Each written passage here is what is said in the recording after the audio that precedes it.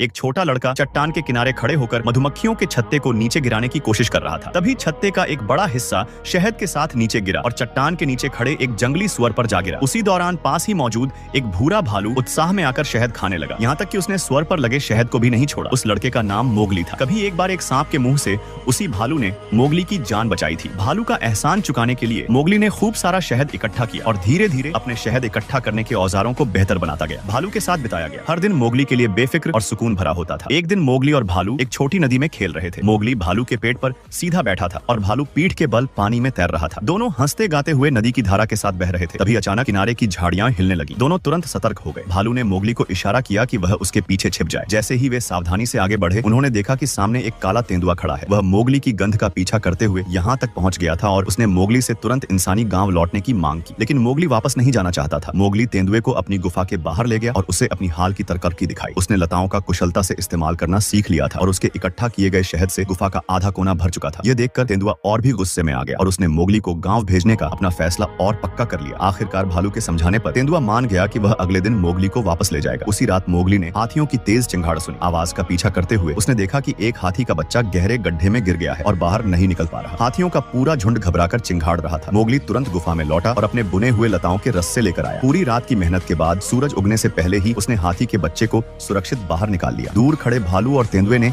यह सब देखा। भालू चाहता था कि तेंदुआ अब मोगली को इंसानी गांव न भेजे, लेकिन तेंदुए ने बताया कि एक खतरनाक शिकारी मोगली की तलाश में है और वह उस भेड़िया राजा को भी मार चुका है जो मोगली की रक्षा करता था। मोगली अब गंभीर खतरे में था और उसे किसी भी हाल में गांव भेजना जरूरी था। तेंदुए ने भालू से कहा कि वह मोगली को बिना किसी पछतावे के जाने के लिए समझाने में मदद करे। भालू ने भारी दिल से मोगली से झूठ कहा कि वे कभी दोस्त नहीं थे और वह तो सिर्फ उससे और ज्यादा शहद इकट्ठा करवाने के लिए उसका इस्तेमाल कर रहा था। दिल टूट जाने पर मोगली अकेले रहने के लिए एक तने पर चढ़ गया। तभी एक शरारती बंदर वहां आ गया। मोगली झुंझलाकर उसे भगाने ही वाला था कि अचानक ऊपर से काले पंजों की एक जोड़ी आई और उसने मोगली को पकड़ लिया।